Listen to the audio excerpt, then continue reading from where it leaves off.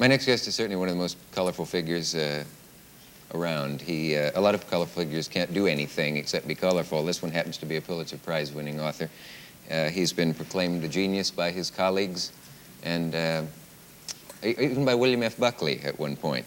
He and Mr. Buckley and Mario Procaccino have one thing in common. None of them is mayor of New York City. I speak of the undaunted author and filmmaker, Norman Mailer.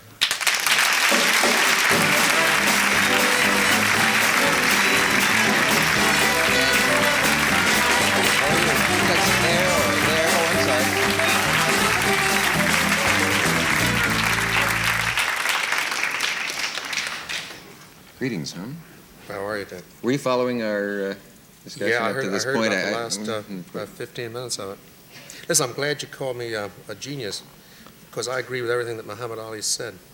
Yeah, well...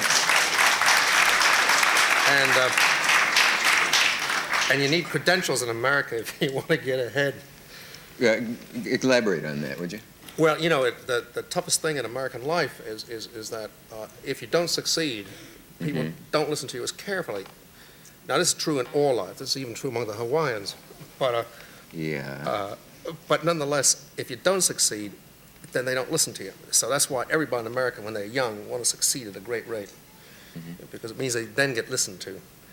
Then, if you succeed and you insist on moving forward without bowing in every particular place you're supposed to bow, like the presumptive candidate for governor in New York State, Mr. Justice Arthur Goldberg, is doing, if you don't bow in every place you're supposed to bow, well, then you start losing those credentials that you gained.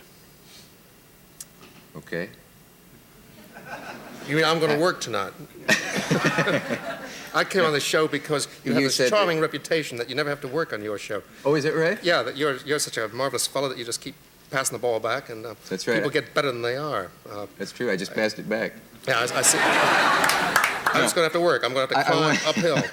But I'm going to have to come on and talk in a comic vein after Muhammad Ali has stated some unpleasant but irrefutable, from my point of view, facts.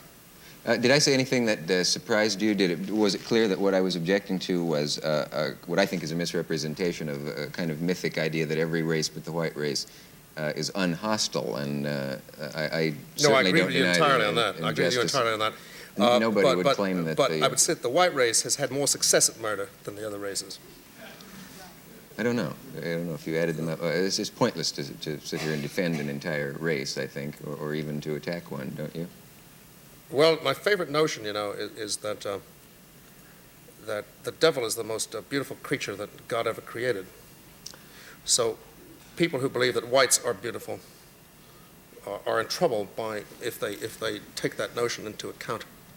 Tell me what you mean by the devil. Is he a real presence for you?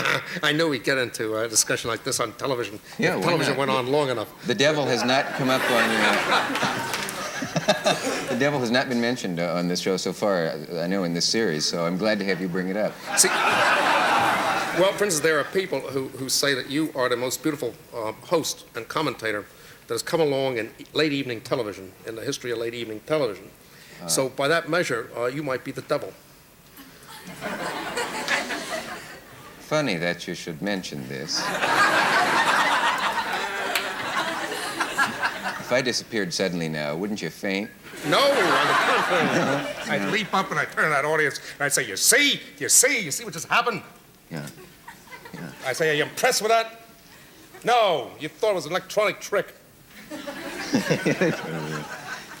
How's your movie coming? Oh, listen, may I talk to Muhammad Ali? I would love you to, because respects. I'm really here all the time, and I like it when my guests have intercourse with one another. Oh, there's nothing wrong with that. We're not fundamentally built for that, but I'll... If I could disappear now suddenly, I think maybe I would, but this is too interesting to miss. Yes, please speak with Mr. I was not after a cheap laugh there. Well, that's if he'll speak to me. I don't know. Yeah. I came here to pay my respects to you tonight, believe it or not. That's why I wanted to come on after you. Thank you. Had nothing to do with main event. I figured if I came on first, and you came on after me, I'd be nothing but your flunky. I'd be sitting in that chair over there, and I'd be smiling at everything you said, and just working in a way I don't care to work. So I figure I'd come on after you and pay my respects to you. Because I think you got the worst shake of anybody in professional athletics in the history of this country.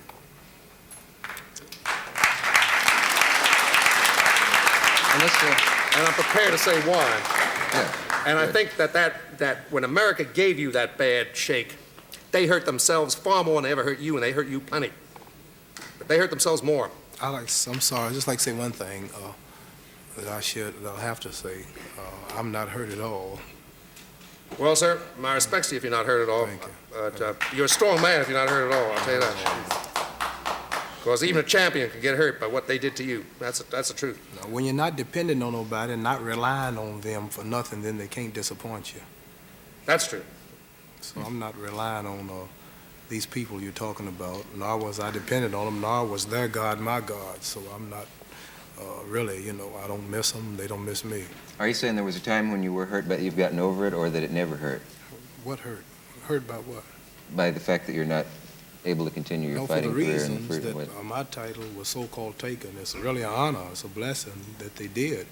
See, we have a saying, you cannot please God and the devil too, so I'm pleasing God. Well, I'm going to, despite the fact that we're agreeing on most things, I'm going to cross. And if you please the devil, and if the devil loves you, then something's wrong with you, then God don't want you. So anybody who's doing the right thing, well, they catch a lot of hell from the opposing opposition. So it's really nice when I'm rejected here and rejected there and not wanted here, then I have a good feeling spiritually because I'm right. If I wasn't right, then they would accept me. Or when you were in mid-sentence? Well, did you ever hear of a white philosopher named Kierkegaard? No. He had an idea that's a very painful idea. It's the most painful philosophical idea I ever heard, and the most painful religious idea I ever heard. And what it is that you cannot know if you are morally good or not. In other words, a saint can think they are a monster evil, and they can be a saint. Or they can think they're a saint, and they can be a saint. And an evil man can think he's a monster evil, and indeed be evil. Or an evil man can think he is saintly and be evil. In other words, you cannot know your own moral nature. You can only do what you do. It is I'd say it's the most profoundly, the quick word to use would be cynical, but it's the most profoundly disruptive idea in Western civilization. So does it do any good to try to decide whether you are moral or good? I would say it does no saintly? good. If you believe Kierkegaard's remark, then it does no good at all to spend 1 minute thinking about whether your moral nature is good or bad. You do what you do, and you will serve as the agent of the Lord or the agent of the devil, and you may not know who you serve for. Others may have a very powerful idea of who you are serving for. I said I came here to pay my respects to Muhammad Ali, and I also said that America has suffered far more than he has from taking his championship away from him and then keeping him from being able to fight and regain it or prove that he is still champion and never lost it. He said that he has not suffered at all. That is his remark, and I am not here to argue with it. I mean, it is his life, not mine. But what I will say is that America, this I can talk about, America has suffered a great deal because they took your championship away from you, because if for people who love prize fighting, when Muhammad Ali was the most exciting prize fighter to come along possibly in the history of the heavyweight division. And certainly he was the most beautiful fighter who had come along in the history of the heavyweight division. And the great question was he a great champion or merely an extraordinarily beautiful boxer and a man who had very interesting powers when it came to hitting, because he could knock people out with a punch. And people lived with these questions. They're very important to a great many people in the population. Many people who don't even vote lived with these questions. And when they took the championship away from him and kept him from fighting, it kept people from being able to answer those questions. And so people have been moving around for years saying, could Clay have beat so-and-so? Could Muhammad Ali have beat so-and-so? Would so-and-so have been able to beat him? And so on and so forth. Empty, idle questions. When a country moves along with questions that can't be answered, they're just wasting their own potential. Fruitless questions are the death of a nation.